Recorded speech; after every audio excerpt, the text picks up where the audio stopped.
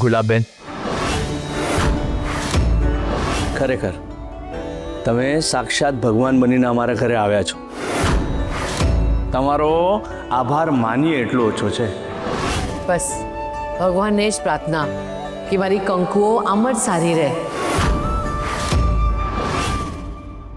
શ્રી, કંકુઓ ક્યાં છે? હા મમ્મી આવે જ છે. અમારે માય મંદિર જવાનું છે. કંકુની બહુ જ ઈચ્છા છે. ગુલાબભાઈ, તમે કહો છો કે કંકુને પૂરી રીતે સારી થતાં વાર લાગશે, પણ અત્યારે તો બધું બરાબર જ છે. ગુલાબેન, આપણી કંકુઓ આ કાબુમાંથી બહાર ક્યારે આવશે અને આપણે એની માટે શું કરવું પડશે?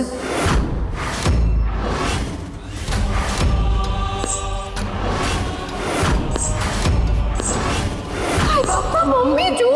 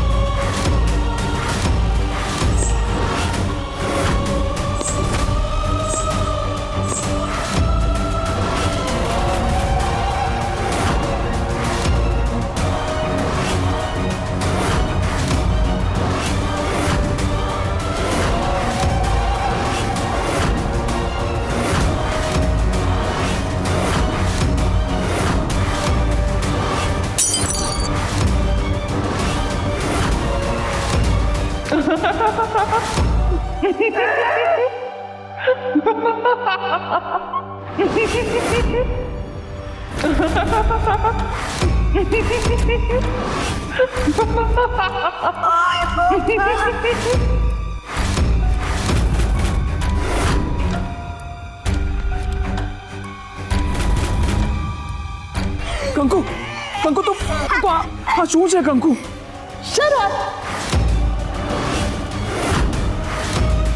શરૂઆત છે, અષ્ટમી સુધી આમ જ રહેશે. પછી તારી કંકોડી અને એનું છોકરું બંને કાયમ માટે ઉપર. રોકી શકતો હોય તો રોકી લે. કંકુ હે ચૂપ. તને શું લાગ્યું તું આખી રાત બેઠી રહીશ તો શું બધી મૂકી દઈશું? કંકુડી હવે મારા કબજામાં છે, કબજામાં જ રહેશે. અને તમે બધા કાન ખોલીને સાંભળી લો. હવે મારા બચ્ચા આવ્યા છો ને તો બધાને ઉપર પહોંચાડી દઈશ. અને જો વચ્ચે ન આવ્યા તો ખાલી કંકુડી અને એનું બાળક બંનેને લઈ જઈશ. એટલે બધા ઘરે જો.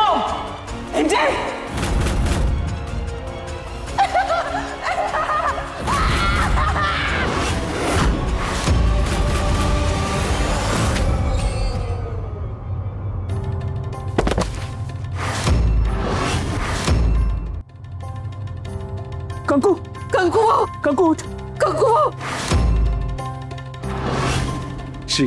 શ્રી બેટા, એને જલ્દીથી પહેલા રૂમમાં લઈ જા. મમ્મી, આ કંકુને થયું છે શું? હમણાં થોડી વાર પહેલા તો સારું વર્તતી હતી અને હવે અચાનક. હા ને આ અષ્ટમીનું શું કહેતી હતી? કંકુને અને એના બાળકને લઈ જશે, આ બધું શું હતું? ઓ ગુલાબબેન, તમે તો કહેતા હતા કે બધું સરખું થઈ જશે, સરખું થઈ ગયું છે. આ તો અડધો કલાકમાં જ પાછું એવું ને એવું થઈ ગયું. મમ્મી, મને નથી લાગતું કે કંકુ હવે ક્યારે પણ આમાંથી બહાર નીકળે. ભાભી, મને તો એ વાતનો ડર છે કે આ કંકુડીનું જે છોકરું આવશે એના જેવું ડાગડી ચસકેલું ન આવે. જ્યોતિ, બોલવાનું જરાક ભાન રાખ. કંઈ પણ બોલીશ નહીં. જે બાળક આ દુનિયામાં પણ નથી આવ્યું એની માટે આ બધું બોલવાની જરૂર શું છે તારે? ઓ યોગિતા બેન, હું તો ખાલી બોલું છું, પણ જો વિચાર કરો એવું નીકળ્યું તો હે? અરે મમ્મી, યાદ કરો અભિમન્યુને, ઓલો ચક્રવ્યૂહ વાળો અભિમન્યુ. એની માના પેટમાંથી જ બધું શીખીને આવ્યો હતો. જો એવી જ રીતે કંકુડીના પેટમાંથી જ બધું આવું બધું શીખીને આવ્યો તો વિચાર કરો જરા કેવી હાલત થશે. અરે અમારે કાંઈ નથી વિચારવું, અને વિનંતી છે તમને કે તમે પણ આવું નહીં વિચારો, પ્લીઝ. બધી વાર પછી ભૂપેન્દ્રભાઈ સૌથી પહેલા ડોક્ટરને બોલાવો. આવી હાલતમાં ક્યાંય કંકુઓ એના બાળકને નુકસાન ન પહોંચાડી દે. હા હા ભાભી.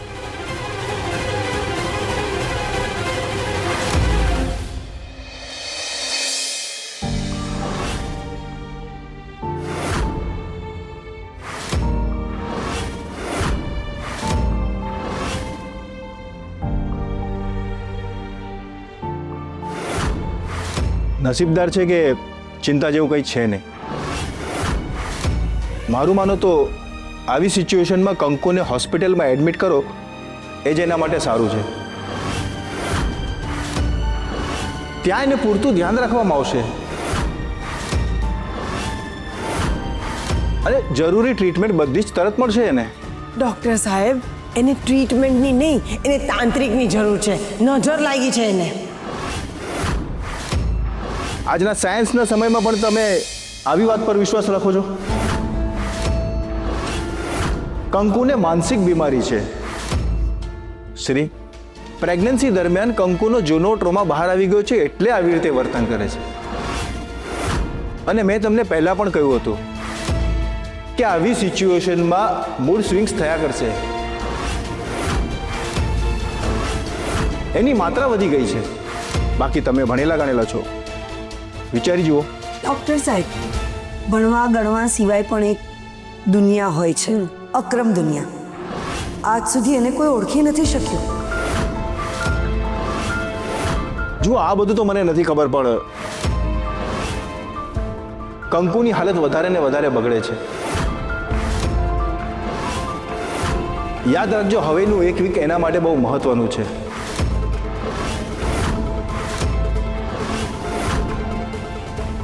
અને જો સમયસર ટ્રીટમેન્ટ નહીં મળે તો મિસકેરેજ થવાના ચાન્સીસ પણ વધારે છે.